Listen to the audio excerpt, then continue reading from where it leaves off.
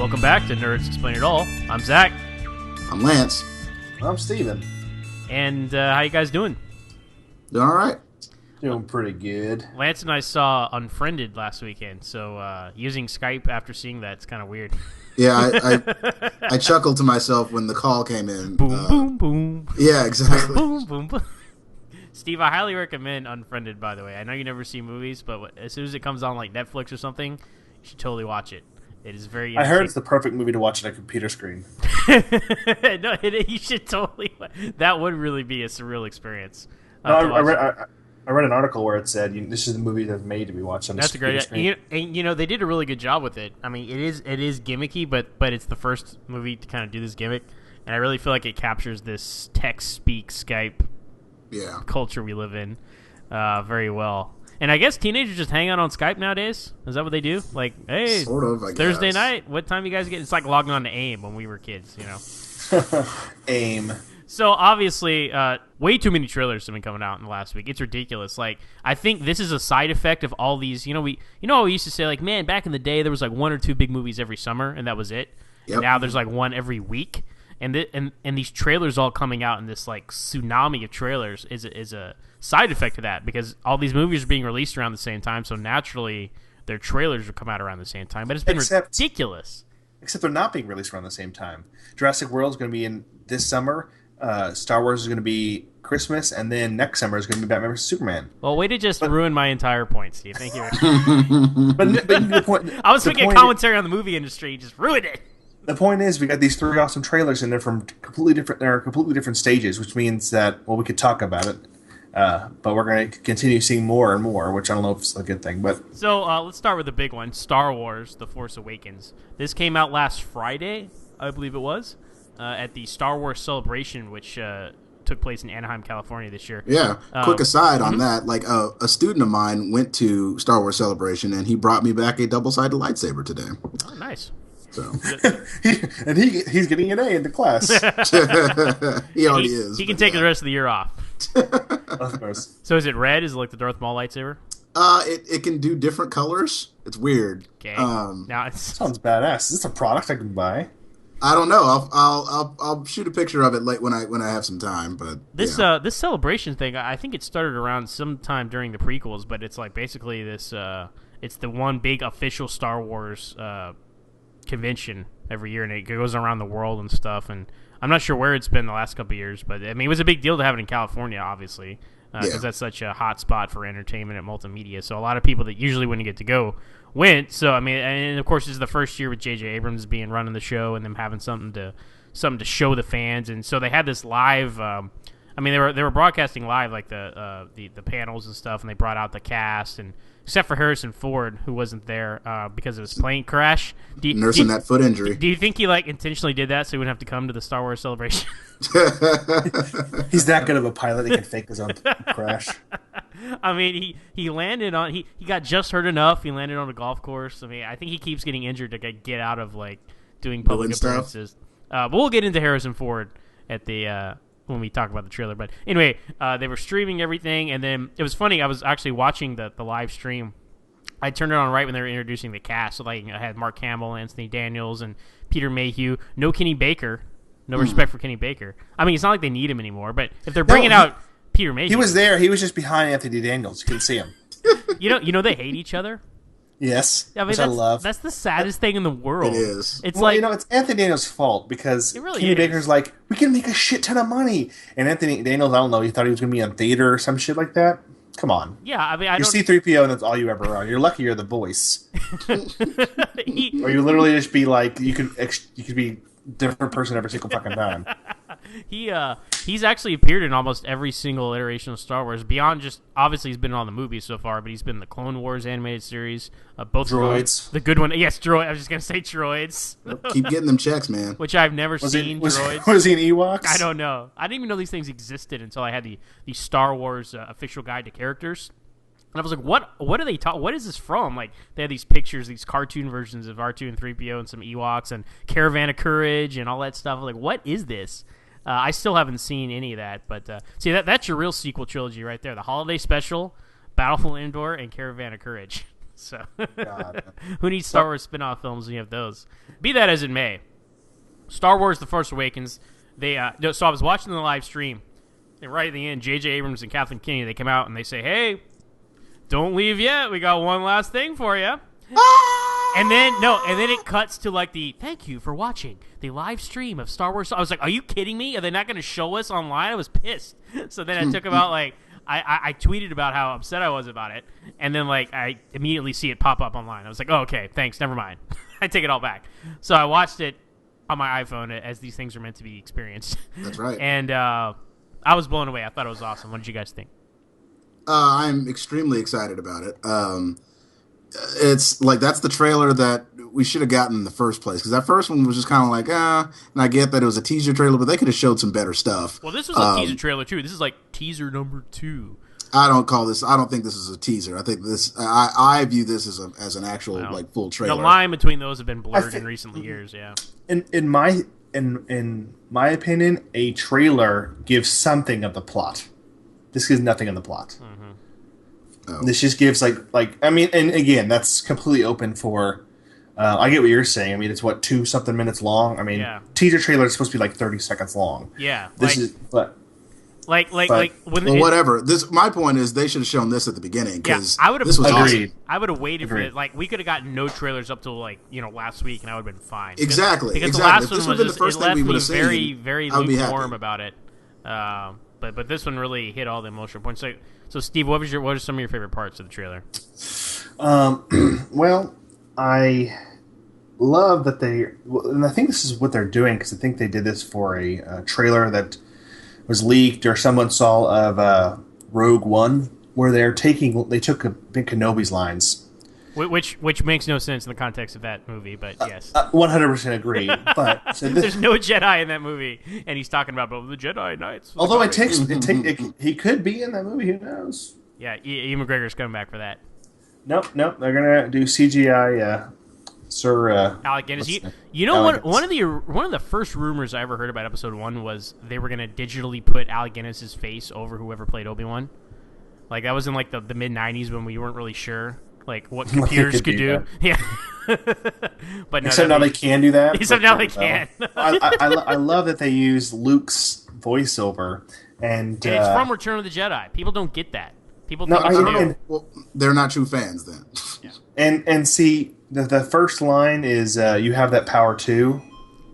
And sorry, did you guys hear Zelda? The Nintendo power back there, apparently. Yep. that's my phone. Yeah, see, they reordered the lines. I was like, no, that's not from it, because Zach made a good point. It's probably a different take that you have the power too, because I think he says and my sister has it. He doesn't say it quite the same way. That was one of the coolest parts of the trailer for me. It was just like, oh Lord, he's giving that girl a lightsaber. Yeah, no, I think you couldn't really tell. I've watched it quite a few times, and I think it might be Leia giving Daisy Ridley.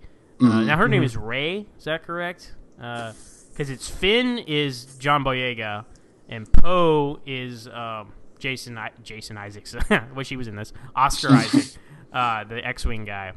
So I think. So one of the early rumors about the episode 7 was John Boyega and Daisy Ridley characters were going to find Luke's lightsaber, and that's how that gets him on the path to finding Luke. Okay. I had always assumed that was the Return of the Jedi lightsaber, the green one, but it looks like it's going to be Anakin's lightsaber, the blue one they lost on Bespin, which I have no idea how they're going to find that. Because this is not. I think another thing is this is not Tatooine. They announced at the celebration. It's a planet called Jakku. Okay. Or Jakku. Let's talk about that for just Jakku. But that's stupid. I think it's dumb. Okay, because if you're going to have a desert planet on the outer rim, why make up a new one? You have one that's already in place. That because people are tired of seeing that planet. I think, and I think people know that. Now I agree with that. Don't use Tatooine; it's overused. But why use a fucking desert planet at all? Have a mountain planet or, a tree planet. I mean, we've seen Kashyyyk and just a little bit, but I mean, there's so many different other things they could do. Why do they make a Tatooine clone? I'm almost definitely sure. Geonosis is like a Tatooine clone as well, in my opinion. No, Geonosis look. I mean, you could tell because it's like orangey or the atmosphere different. No one knew that this was Jakku because it looks like fucking Tatooine. I mean, I am 95% sure that it was originally written as Tatooine, and they changed it so that it wouldn't be Tatooine because there's no other reason why it would be desert. There's no other reason. Well, Nope. I mean, how many elements do you really have? I mean, how many different kind of other than Naboo or Alderaan, which I assume is like Naboo because we never got to see it because the prequels suck. Every other planet is like a one kind of environment. You know, Naboo seems like the only one that like has some variety. Like, oh, we have land and water. Maybe you know what? Maybe he's pulling a con on us, and he's like, oh, it's not Tatooine, it's Jakku, and they renamed it Jakku between episode 6 and 7, and it's really That'd be Tatooine. awful. That's what I said. But that's what J.J. Abrams does. He does awful things like that. I said, like, when we threw off the oppression of the Empire, we named the planet after the Jawa word for hope, Jakku. As horrible as that is, Steve, I wouldn't mind it. I mean, it would explain so much to me. I mean, I don't understand why they have... Because people are like, oh, why are they doing Khan again? Oh, it's not Khan. Oh, why are they going to Tatooine again? Oh, it's not Tatooine. That's what he does. Now, I want to talk about Kylo Ray. Is that his name? The bad guy? Yeah. You think he's Luke? You know... People think he's Luke. They're like, oh, we didn't see Luke's face. He's got the robotic arm, and you know. That's the first thing I saw, but I don't think it is. I don't think so either. I think he is a Skywalker, though. That would be terrible. If they did that with Luke, I'd be very upset. Yeah, I agree. I think they're just saving Luke's appearance just for the mystery of it, you know, which is good. I like that. But I don't think they're saving his appearance because he's the bad guy or some crap. I think they're just saving it because it's Luke Skywalker. They just want... Right, and that was a very cool shot, like, of him touching R2. You know, obviously that's Luke, you know, with the robotic hand, and it's obviously decayed over time or something. And what are they on, Mustafar? I mean, I don't know. Who knows? But that was a really cool shot, a really clever way to show Luke because his eye have it, and you see that shot. And it's obviously Luke, but they don't want to show you what it looks like. I think he's wearing his like white tunic though. Yeah, it's an interesting combination of the black cloak and the white undergarment. But the thing with Kylo Ray, the villain, is he has Darth Vader's helmet, which is kind of creepy. That was a very creepy, unsettling image. You know, the burned Darth Vader helmet. I Is like that him it. holding that? Yeah, well, there's been some concept art which has the Kylo Ren with Vader's helmet because he's kind of like a Sith like fan. Like I don't know if he's a Sith or not or whatever because the prophecy's been fulfilled. You can't bring the Sith back. Who knows? He's a dark side user. Okay, it's a very cool, creepy, unsettling image of Darth Vader's burned helmet. I like the iconography of it, but do we really need to pull that back out? Like I feel like that's the whole prequel trap of like, oh, remember this stuff you like from the originals? Well, here it is again. Like I appreciate the continuity, and I hope it goes in a cool story direction. But I don't think we needed to see Darth Vader's like burned armor. You know what I mean? Oh, I mean, you know, No, I think it's fine. I mean, Darth Vader had a pretty big impact on the world that they know, so I don't think it's a bad thing for that to be there. Well, what if Kylo Ren is a clone of Anakin Skywalker and Hayden Christensen plays him? That's just terrible. But what? Okay, what if he did that and it was really, really, really good? Like, oh my god, this is what we wanted the first time. But then I won't complain. We there was always the when we first saw the I don't know, the cross guard lightsaber. You know, we a lot of conjecture. I think we mentioned as well that it might be an old Sith relic. Yeah. You know, that's why it looks strange. Maybe this guy collects those things, and that's why he has exactly. Vader's face. That's what I'm thinking. Yeah. Because if you're looking for powerful, you know, Sith imagery because they don't exist anymore. I mean, Darth Vader's helmet is like right up there with I don't know, with the blade. Yeah, a lightsaber. Well, the thing about that is like that's why I think this guy is a Skywalker. Like I don't know who's like maybe Luke had a daughter and a son, or maybe you know one of these guys is Han and Leia's kids, one of them his kids. Who knows? But I think Daisy Ridley is going to be one of their daughters, and I think Kylo Ray, the bad guy here, is going to be one of their sons. So they're either going to be brother, sister, or they're going to be cousins. Because how would he know where to go find that Darth Vader helmet anyway? You know, that's a good point. Because twins, it would be easy to make them twins because twins run in the family. I think that would be too repetitive. I don't think so. I mean, I don't know. Here's what we're probably going to get. Right? We're probably going to get some sort of. This is what I hope. That there's going to be another "I am your father" moment, right? Where you're just like, holy fucking shit, I did not see that coming. Like Luke is really Han's son or something stupid like that one. Yeah, that would be that.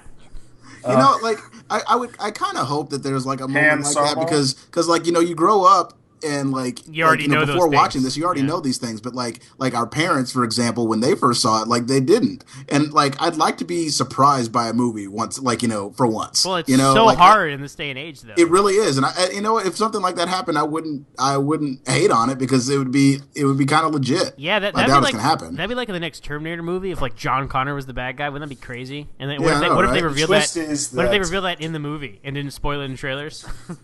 In this movie, Star Trek and Star Wars, it turns out John Connor's the bad guy. But I mean, I don't know. I really want something from that. We're looking at the level of detail in this trailer. I mean, it's pretty. There's a lot of stuff in there. And it feels a lot more Star Wars than the prequels, that's for sure. Has that flavor of the original trilogy. Especially, you like the new Stormtrooper outfits. I mean, they're slightly updated.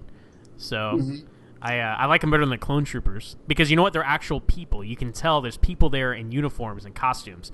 A little short for a stormtrooper. George Lucas did not build one Clone Trooper costume for the prequels. Every single thing was CGI. When Tamura Morrison, the guy to play Boba Fett, or Jango Fett or whatever. Jango. A bounty hunter named Jango Fett. The D is silent. Tamura Morrison. That's what she said. I'm not gonna go there. He's walking around like in a green suit, you know what I mean? And they CGI a costume on him. Why? So I mean, you can really tell there's a presence to these. I mean, you got John Boyega running around in a stormtrooper costume. So I think that one of the things that always bothered me about the sequels is that, the prequels. of course, the prequels is that, of course, it's supposed to be however many 30 years earlier, but like everything looks more futuristic, and the storyline was like, oh, well, everything's gone to shit, so they're just like putting a bunch of different things together to make X-wings. Well, if they did that right, it would have made sense, but they did it wrong. Yeah. So like if we saw new X-wings in Episode 1 instead of like super advanced, like lock X foils on attack position, the damn thing has like 8 nacelles, to use a Star Trek term. So nacelles, dork. Anyways, but this looks like Star Wars universe 30 years on. They're because the Stormtrooper, it would be hard to make a huge change because there's like millions of Stormtroopers. Right. If you're this is from a cost standpoint. If you're going to roll these out, you don't want to make them too different, or else it's not going to have any continuity. Mm-hmm. Well, I do like the that shot of all the Stormtroopers there with like the big red Empire background. Obviously, they've changed the Empire logo a little bit. And now they're called what? What is it? The First Order. What the hell is that shit? And this is stuff that's not in the trailer, but it was stuff that was revealed at Celebration. And then the Reliance, I was going to call it. The Rebel Alliance is now called the Resistance, which throws out all of our preconceptions about the New Republic and all that stuff, which I don't like, because that means, like, are we still fighting the Civil War? Like, yeah, I know. Like the Civil War lasted longer than the Empire did. The Empire lasted 25 years, guys. That's it. So this is 35 years on from Jedi, and we're still like calling them the Resistance. Like they should be like if they were just the Alliance, I would like that. But the Resistance, I don't know. But that's they'll reveal that stuff, I hope, in the story. So it would make sense for them to be still fighting the Empire because obviously the galaxy is a huge fucking place, and it'd be easy for pockets of the Empire to be hidden around, but. Yeah, they should not still be in power. I mean,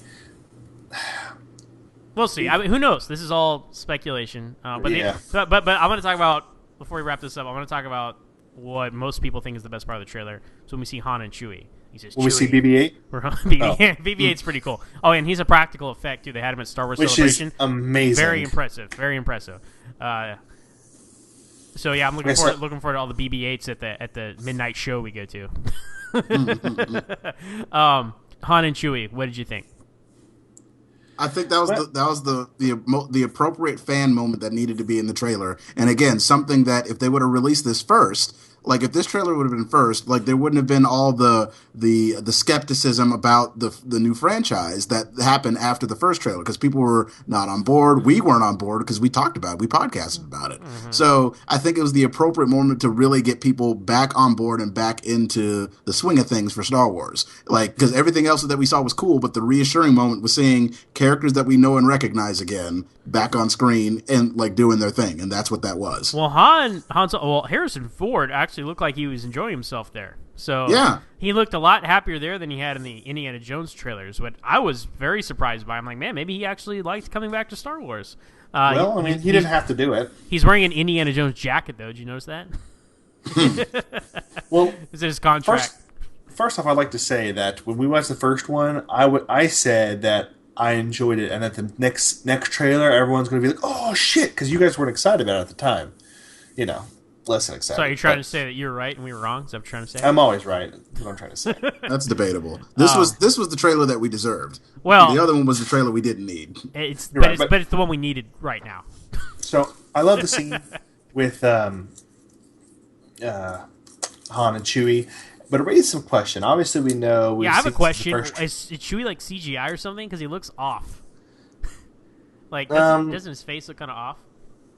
I mean, no more off than Legolas's face did. The Hobbit movies. But there's no way. I'm telling you, there's no way that it's Peter Mayhew in the costume. Because, I mean, he came out on Celebration, he was wearing a cane. He was using a cane to walk. And I was like, what is he... Look, I get wanting to include him. I get that. Although, why you screwing over Kenny Baker, I don't know, because they serve the same purpose. But what purpose can he serve? What can Chewie do? Like, do they have other guys, like stunt doubles, doing all of it, and then he's only Chewie when they're, like, sitting in the cockpit of the Falcon? And then what's the point? I don't know. He's the voice of Chewie. You suck, Peter.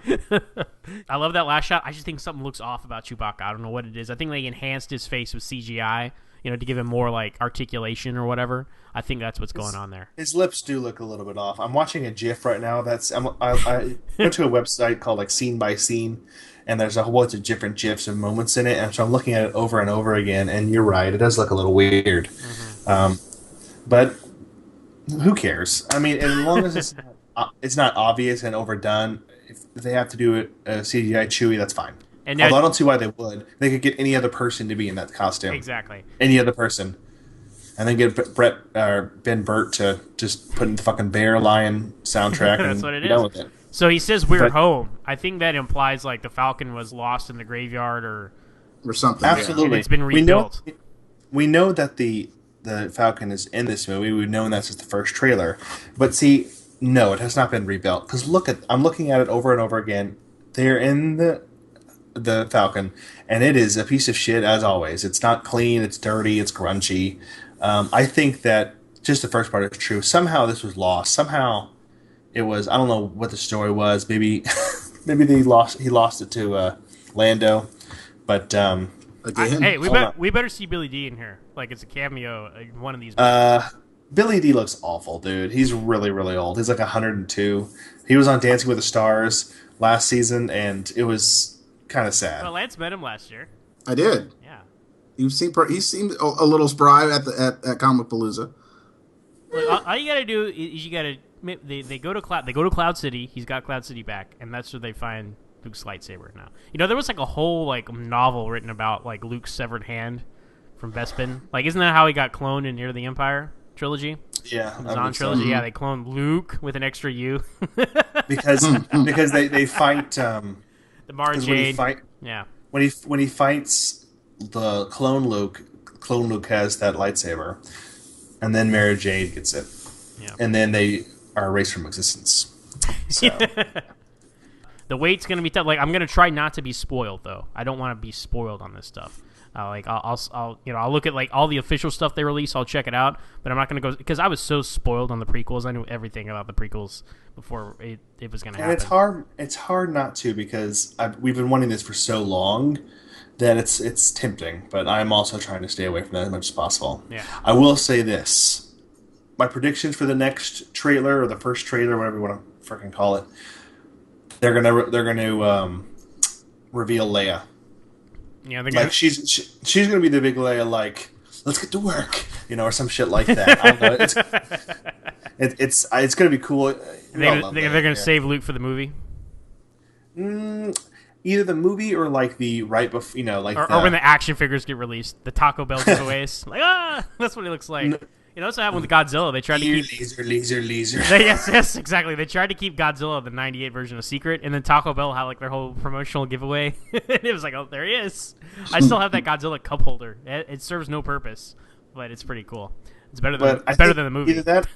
Either the movie, which would be ideal, or like the last trailer that they do, the final trailer they have, and you don't, and he turns on he turns on his lightsaber, and that's how you see his face, and then it cuts to black. Right? That'd be awesome. That'd be cool. Yeah, it would be cool. You know what else is cool? Batman vs Superman. And today, the day of recording is Monday. They had a special event of go see the trailer in an IMAX theater near you. We didn't go, but our special correspondent and friend of the show, Mike Damante, did go to the IMAX special screening. So, Mike, welcome to the show. How's it going? Tell us about your day. Okay, so I woke up. No, I'm kidding. So we got there around 5 o'clock, right? Me and Mike Krause, who's another friend of the show. Yep. And the plan was originally we were going to go eat and pregame first, get a few margaritas in this happy hour. But there was already a big line forming already at 5 o'clock. So we said, screw it, let's get in line. So we pretty much waited in line for 2 hours. Luckily enough, we already had pre-reserved passes, and we were at a pretty good front spot of the line at the beginning. There's local KHOU was there interviewing people for the news, so there's a news crew there. And the first thing we got once we actually got in is we got a voucher to see the movie a week in advance a year from now. Damn, that's awesome. All we have to do... That's cool. Yeah, that's totally not expected. That was the kicker. All we have to do is on the back of it, we just have to write our email address and then turn it back in. So do you think they would have done the free ticket thing if it hadn't leaked? Was that the extra thing Zack Snyder was talking about on Twitter? So... I don't know. I mean, I think Warner Brothers is doing a really good job with the marketing and promotion. I know, with Dark Knight Rises, they gave away T-shirts and, they screened the prologue ahead of time too. So I think Warner Brothers will hand it to them. They're pretty good with, hyping up and marketing their films. So we ended up, each person got 2 posters. We got the Batman and the Superman poster, which was leaked on Sunday by Zack Snyder. So each person they will walk home with 2 posters, which is pretty cool. That's awesome. Now for the actual trailer itself, they showed it twice. There's a little introduction from Zack Snyder just saying, hey guys, turn off your phones, don't bootleg this. This is just for you guys only. And he said there's a scene after the trailer that's just for you guys. This is the only time we're ever going to show this, and any other trailer's promotional material is just for you guys only. It's a one-night only thing. The only difference is the one scene at the end. It's only about 5 seconds, but it was worth it. And that's what she said. It's Superman on one side, you see him rush. And the other side, it's Batman, and he rushes towards him. And he's in the Dark Knight Rises, Dark Knight Returns armor, and they're just rushing towards each other. Yeah, Dark Knight Returns. And right before they connect, they're rushing towards each other to grapple. It ends. It's freeze frame. And then Zack Snyder, and then after that, they cut to Zack Snyder again, and he just, reiterated thanks for coming out. In the background, by the way, is the Batmobile while he's talking, while Scott Snyder, oops, I was just really offended Zack Snyder, while Zack Snyder's talking. And then they just replayed the trailer again. So that was pretty much it. It was worth waiting in line 2 hours for a 2-minute trailer, seen twice with the 2 posters and the opportunity to see the movie a week in advance for free. So that was definitely worth it. I would have gone and stood in line for 2 hours just to get the posters and the ticket. Forget the trailer, which we had obviously already seen online. So. Yeah, well, spoiler alert, the Superman poster's yours if you want. Happy birthday. Oh! Yeah. Oh! Thank you, Mike. I appreciate it. My birthday is this week. So, yes, I will take your poster. Thank you very much, Mike. What a good friend. So, welcome. And if you can steal Krause's Batman one for me so I can have both, I'd really appreciate it. That's funny. No, we'll get Krause on the show soon. So, but cool. Yeah. Well, cool, man. Yeah, I was. Do you think that they leaked it on purpose? I know there's a lot of talk about that because originally it was supposed to premiere today, but it leaked on Friday from Brazil, and everybody saw it online. So, do you think that was on purpose or no? I don't know. I mean, I don't think it was. Because, seeing it in IMAX, there's a few things you catch that it's hard to see from watching it on your computer. Just little things, just like like in the beginning when they start the voiceover and it's in the city, you really can't tell what that statue is until it gets really close, But right away you're like, oh shit, that's probably Superman. And then there's one scene in the trailer where it almost looks like in ancient ruins or something, and someone looks up, and you really can't tell who it is, but it's Batman. You can tell it's him in the armor. And he's holding something, right? It looks like a hammer. It's like a big-ass version of Thor's hammer. It's more clear who it is. I wanted to ask, in the IMAX, could you tell, because when I watched it online, the building right behind the Superman statue looked like Luthor Corp Tower, like a big L. Did you see that in the trailer? Didn't notice that, but... And you went to the IMAX. Some of the Easter egg stuff was easier to notice, like the graffiti with the question mark, like the Riddler, Aphrodite in graffiti. That was more visible. I'm not one of those ones who will spend the extra money for RPX or IMAX with certain films. You know what I mean? Like it enhances it. Mm-hmm. And this is pretty cool. Just see the trailer in IMAX. Now is this coming out? Everything was more clear. Like you can see his armor, the bat armor. It was like. Is this coming out in 3D? I heard somewhere that it's gonna be in 3D too, which is lame. Yeah, I think we obviously we're all gonna see this together at midnight or whatever, but I don't think we should see it in 3D. Yeah, well, I'm gonna see it a week ahead of time, but I'll see it with you guys too again. Oh yeah, thanks a lot. Twice. We appreciate that. Well, cool, man. So are you excited? I know you didn't like Man of Steel though, but are you excited about B versus S? Yeah, definitely. Like, I really well, the one thing I told you I really liked about Man of Steel, there wasn't many things I liked. They really played up the alien aspect of it, this alien visitor, he's the answer to life on the other planet. And this one seems to take it a step further, just judging from the trailer. Like, what would it, I think the opening line is, the most powerful man in the world, and is he a threat? Something like that. It's controversial. Yeah, which is kind of meta because Man of Steel itself was controversial, so I appreciate that. And it seems to be building off, the results of Man of Steel, all the records he caused, and just him having that power and the fear of it. Yeah. So I kind of like how they're building off that, and how the conflict of Batman comes in. I don't know how they're doing that yet. Maybe they're building it like Batman sees him as a threat right from the start, and he's going to take him down, or who knows? Maybe Lex Luthor manipulates him. Who knows actually what the conflict is? Do you think he's going to be like an agent for somebody to take the other out? Somebody like from the government contracts one of them to go, to deal with it or to take each other out because they find them each a threat in different ways. Maybe, because in Dark Knight Returns, that's what it was. Superman was pretty much working for the government. Yes. But I remember hearing in interviews, they were saying, I read somewhere that apparently Batman isn't liked by the government in these films. They know of him, but they don't approve of him. So who knows? Maybe they're, I don't know. Yeah, that's why the Suicide Squad's interested in the Joker, because he's the only one who has encountered Batman or something like that. Yeah. Which doesn't make all the sense in the world, but I have faith in Snyder. We trust. I'm very excited. Zack Snyder, I should say. Zack Snyder, we trust. So, but yeah, I'm excited about it. This is a movie I've been waiting for my entire life. I would have preferred Christopher Reeve versus Michael Keaton, but you get what you get. So, I would take Christian Bale versus Ralph or Cavill. Yeah, and the suits, the bat suit's amazing. It's the comic bat suit. Yeah, finally we get the gray and the black in live action. Yeah, that's cool because you get close-ups, and it looks like it's like battle scratches on it. It looks dope. Yeah, It's the most comics accurate Batman costume since Adam West, I believe. Yeah. And this overall is probably my second favorite Batman costume ever, next to the Arkham games. Yeah. It's almost like a live-action Arkham game costume. That's the great thing. Almost. Yeah, and I will say in that one scene you see of Batman kind of stand up in the rubble, he looks really intimidating. I look frightened by Batman. I've never been I'm scared of Batman, in that shot. Because Affleck just looks like a monster in the suit. Mm-hmm. So I think it's going to be great. I know a lot of people. So Steve, do you care about this at all? I'm just curious. I fell asleep when I watched Man of Steel. It was kind of boring.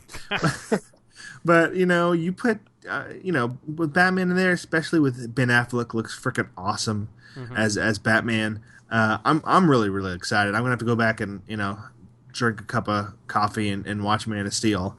I will say, hey Mike, haters gonna hate. On the IMAX, could you make out clearly Robin's costume behind Batfleck and the?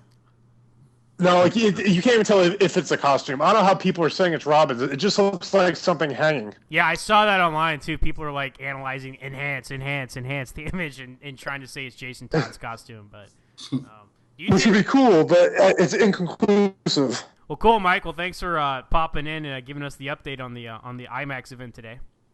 Oh, thank you, man. I'm glad I was able to pop in and contribute, and I'm looking forward to hearing it. So, thanks again, guys. I look forward to you spreading the word on your social media. Yeah, I will. I'm gonna spread it like Batman's gonna spread Superman's jaw when he beats his ass. There you go. Oh, that was surprisingly clean, Mike. I'm impressed. It was clean. I know. I was doing something like when Batman. Well, Mike, thanks for calling from 1992 on your AOL dial-up, or where the hell you're calling from. Because because you sound pretty bad, man. Well, thank you.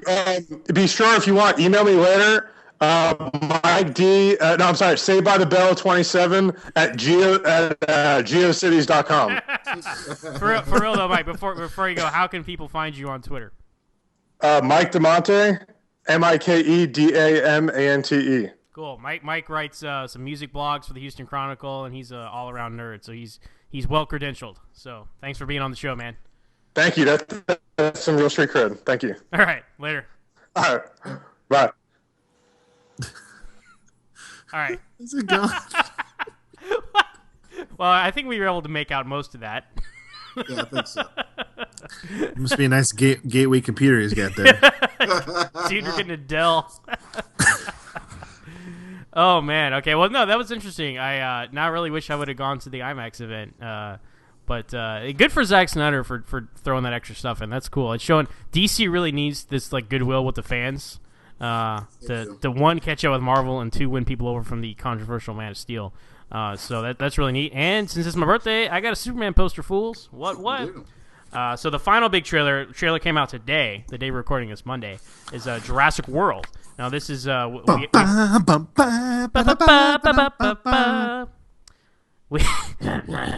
we already seen one trailer for Jurassic World. This is the second one. What I assume is going to be the final trailer because it comes out in June. Is that correct, Steve?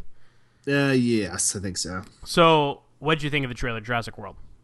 Well, I mean, it was awesome. I mean, I didn't, we talked about this, I think, last week, where every time they come up with a new trailer, it sort of shifts my list on what I'm excited for. Mm-hmm. So, I mean, it's kind of what I expected this late in the game, and it's awesome. I will say this.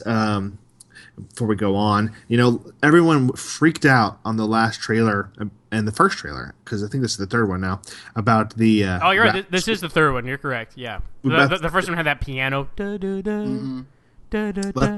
People freaked out about the Raptor Squad, and they really, at the beginning, they sort of went all in with that. So I think that's smart, because I mean, it's kind of awesome. So well, I think that's smart because it differentiates it from the previous Jurassic Park movies, especially the first one, because I am excited for this. I thought it was a great trailer, but I will say it looks just like Jurassic Park on steroids, which is a good thing. I mean, there's nothing wrong with that.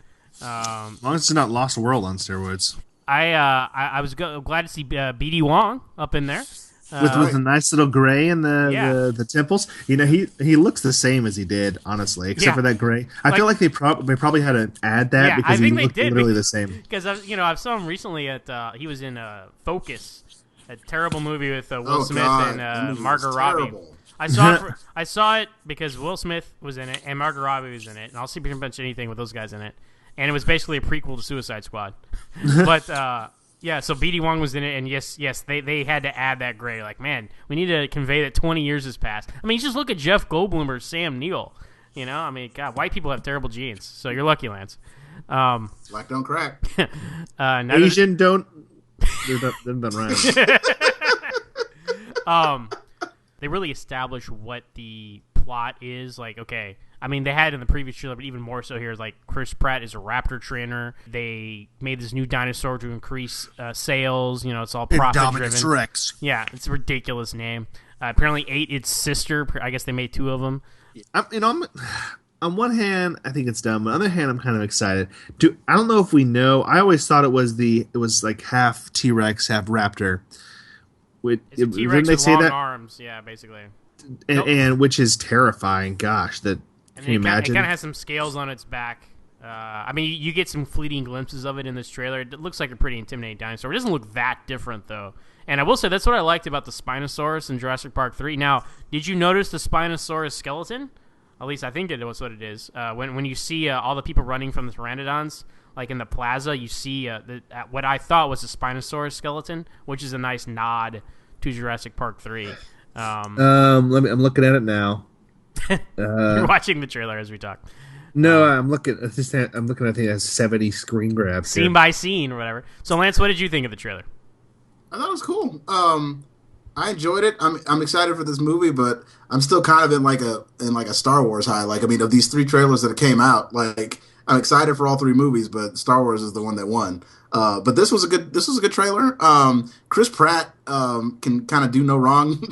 It seems like everything he does, like, is like all the nuance and all the humor he brings, and when he gets serious, like, everything is it's just right at the right time. So it's all of the stuff that he's doing in this, and even in the trailer, it gets me excited for what his actual total performance is going to be. I think he's going to be great. Yeah, he really is we're running out of movie stars, I think, and I think he's a great new generation movie star. Which is weird because I saw before he became popular and buff.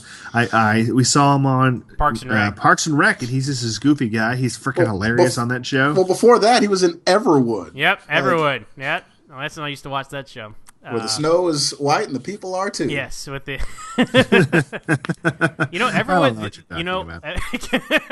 Everwood wouldn't have gotten canceled back when the CW formed and it combined WB and UPN. They were going to keep Everwood, but they thought Seventh Heaven was going to be over. But then they decided to keep Seventh Heaven for an extra season, and there wasn't a slot, so they canceled Everwood. Yep. So that's a show you can't go back and watch, huh? Nope. Awkward. I always liked Stephen Collins too, but. Whew, you know about Stephen liked you Collins, too, right? Zach. Oh God. Oh. Anyway, no. Put an awkward damper on things. Man.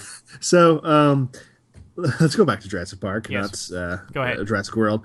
But one thing I do like is they're really building this up, and I think in a good way. This big bad one single dinosaur, because you really didn't have that. This is the first. You had. I guess the Spinosaurus sort of was a big bad, but you also had other raptors and stuff, yeah, and the pterodons and all that. So, what I really like that. I mean, it's kind of freaky. It's a huge thing. You see, like, this field full of these dead, brontosaurus or apatosaurus, brachiosaurus, and it says she's killing for sport, which is like creepy. I mean, it's just because and she's super intelligent. They even said we're talking about an animal. And he says a very intelligent animal because she takes the tracking device out of her. I mean, that's it's hardcore. But yeah, I mean, the Bryce Dallas Howard looked like she's going to be a strong character, so that's good. Now she is a franchise killer though, so we got to watch out. Let's not forget. Let's look at the resume. All right, Terminator Salvation, boom. Ooh. Spider-Man 3, boom. Out of here. Lady in the Water, boom. Out of here. So she's got the kiss of death when it comes to franchises. So this is not going to fail. I see this being very successful. It's got Edgar in it. Oh yes, it's got the Kingpin himself, Vincent D'Onofrio, which I finally learned how to say. Except he looks like he's the I don't know what his name is, but the Muldoon. clever girl. Muldoon. Yeah, that's it. Or maybe he's some sort of maintenance worker. He's a custodian he's of some head sort. Of security. He's like Paul Blart Mall Cop for Jurassic Park. He's head of poop disposal, I guess. It's one big pile of shit. Yeah. But what I do like is they have this cool dome of some sort. Yeah, it's like a giant aviary. Yeah, there you go. Thank you. And I mean, I don't know. When we see it, we see a helicopter crash through it, and then we see these pterodactyls escape. That allows the pterodactyls to escape. Yeah. But I guess they are calling it the aviary. I don't know. I was wondering if maybe this is over the whole park or just where the. Yeah, I was thinking that too, but there's no way it's that big because when they go to the field, like with the brachiosauruses. That's true. So I guess, but that's weird to you could keep the pterodactyls in such a small environment because there seems to be a lot of them. Yeah, there was a ton. And and I like how they're finally, because these are actually ideas and concepts from the original Jurassic Park novel that they didn't get to put in the first movie. Now they did add some of it in the next two movies, like with the they had pterodactyls finally in Jurassic Park 3 and stuff. But pterodactyls were a big part of Jurassic Park. They just really didn't have the technology yet back in '93 to do them correctly, and that's why you barely saw them in the sequels too. So that's a cool, and then you're getting the Mosasaur, so you're getting the air and the sea stuff you didn't really get from the first trilogy. I love the shot where the Mosasaur jumps up and eats the pterodactyl. Yeah, like, that's awesome. That's like a dinosaur painting, like from your childhood or something, brought to life. That's awesome. From what I'm just sort of looking through these screenshots. Mm-hmm. At some point, the D-Rex, as it's called, is D's Rex. Mike's on here. D's Rex. It's not the D-Rex. It's the Indominus Rex. So if anything, it should be I-Rex. Is it the title? Brought to you by Apple. But I-Rex. But so he's inside the aviary, and according to this, inside the aviary. It is a she. And according to this, I don't know if this is accurate, it's talking to the pterodons? Yes, it's like they're communicating. I don't know if he's talking to the pterodactyls, but they're communicating with somebody, like the other predatory dinosaurs, because the old T-Rex is supposed to still be here from the one from Jurassic Park. Well, it's weird because, I thought in the Lost, because this takes place on the same island as the original Jurassic Park, right? And maybe I'm getting this from the books or because I read the both Michael Crichton books, or maybe the sequels, but I thought there was something like, I think even Samuel L. Jackson talks about it in the first Jurassic Park, is if they don't get their injections on a regular basis, they all die, like the dinosaurs and stuff. So it was implied that they were all going to die off, like the ones on the main island. And then that's why they came up with Site B, in the Lost World in Jurassic Park 3, where, these are different dinosaurs. We didn't have that yet. How they explain how they lived on. So I hope they throw in some kind of line of dialogue about that. And hey, if they're bringing back B.D. Wong, I think they really do have some attention to detail. So I'm sure that'll at least be addressed, because technically all these dinosaurs should be dead. Yeah. But why should they be dead? I just fucking explained it. I'm sorry. My wife came in. What'd you say? Real quick. No, but okay. In the original Jurassic Park movie, Samuel L. Jackson's Mr. Arnold, that's his name. Mr. Arnold is telling Laura Dern about how they have to be, all the dinosaurs have to be injected with some kind of. Oh yeah, okay, medicine. That's what I thought you were talking about. I think they adapted past that. Life finds a way. Yeah, I mean it's true, because Site B, they were supposed to have that too, right? I don't know. I'm gonna have to. I don't actually have the Jurassic Park. I have it on Laserdisc, but I don't have it on Blu-ray. So I'm gonna have to get the whole trilogy on Blu-ray and rewatch them all before this one comes out. Because I've literally only seen the Jurassic Park 2 and 3 like twice each. Oh man, they're so good. And what? So shit. What is up with the titling of this franchise anyway? You got Jurassic Park, The Lost World, Jurassic Park 3. Jurassic World. It's not gonna make any sense if you try to watch them. Next is going to be The Lost Park. The last these want to say about this trailer is, how do you think these two kids fit into all this? Because no idea. Because they were, what I'm talking about. They spend a lot of time on like these brothers, and they were in like the second trailer too, where the mom sends them off on their vacation without their parents to go to some multi-million-dollar resort, which is absurd, by the way. I guess they're going to be like the face of the human element on the island. They're going to be like the kids in the first one. I mean, well, they're going to be too much like it. Even the shot of the dinosaur crashing through the dome or whatever is just like it is in Jurassic Park with the car. So I hope they don't rip off. Like, there's a fine line between homages and ripping stuff off. And J.J. Abrams, for example, does not understand that. Well, there is a scene in there when ankylosauruses are playing pinball with that thing. Stupid. But yeah, I think they're going to be the face of the human, because it's one thing to see the crowds of people running and getting killed by dinosaurs, but you want to have somebody you can relate to. Kind of like in Man of Steel, how the Daily Planet crew were the faces of the human element in Metropolis when it was being destroyed. I think these kids will serve that purpose. But and I like the kids in Jurassic Park, especially the coolest. I like them too. Unix, I know this. You don't know shit, little girl. One of the coolest kids, like in movies, period, is the kid from Jurassic Park 3. I thought, because he like survived on the island by himself for. He's a badass. Yeah, he's like living off rations and like, man, this school's legit. We talked about how that should be Chris Pratt. Chris Pratt. Yeah, I wonder. That would be awesome. No, you know who it is? It's Tim. It's Tim. Oh my God, no. Tim is the name of the kid in Jurassic Park as well, isn't it? Yeah. Yeah, so it all ties together. Lance, he went back in time. Did you listen to our last episode, Lance? It's okay if you didn't. No. Yeah. Well, we realized that Doctor Who and Terminator is Tim from Salute Your Shorts from Terminator 2. All grown up. Yeah. Like Zach said, like jokingly, and then I looked on IMDb and I was like, "It fucking is, Zach. It fucking is." And then we spent about 20 minutes just reading the Terminator Genesis IMDb page, which was surprisingly insightful. So, Steve, is this now your most anticipated? Like you said, it keeps flopping back and forth for this year. I think Star Wars is gonna stick to that spot for the rest of the year. It's hard to top that. Mm-hmm. But this is probably a solid number 2. Yeah. Yeah. The team needs a solid number 2, right, Lance? That's right. Terminator's probably 3. I'm still more excited for Terminator than the Avengers stuff. Oh, I forgot about Terminator. Yeah. You forgot about the thing we spent our entire conversation on last week? Thank you. And we just talked about 30 seconds ago. Oh, my God. It's late. Oh, also, there was a Fantastic Four trailer that came out, and no one cares. So I do. You just like saying that for effect, but there are people that care. I don't care with the 4 for the A. That's how much I don't care. So you're just doing that for effect. Whatever. I am. But do you care, Lance? Are you excited? Yeah, I'm optimistic. Do you care, Steve? No. I only get to see 3 movies this year, and that's not going to be one of them. 3? Are you serious? That's a joke, right? I mean, maybe. I don't know. It's not like we have a rule in the household. I mean, it's kind of hard to get away to watch a movie. Michelle's already like, yeah, you can go see Avengers without me, and definitely Ant-Man. I'm like, you love Paul Rudd. That's not enough for, I guess. It's the guy from This Is 40. Well, cool, guys. It was some fun talking about trailers. Apparently, this is going to be our show to the end of time because trailers come out, like 3 trailers come out every week now. So we should retitle the show Trailer Talk. But anyway. So, Lance, how can people find you on the internet if they choose to do so? You could find me at Sir Lance Laster on Twitter. What about you, Steve?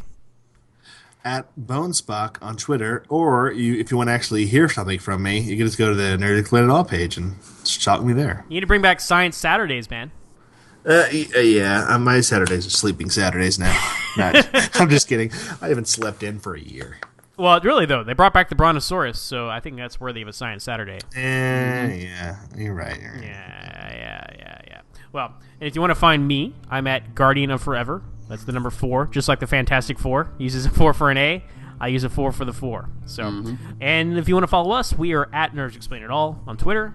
We are on iTunes. We're on Facebook.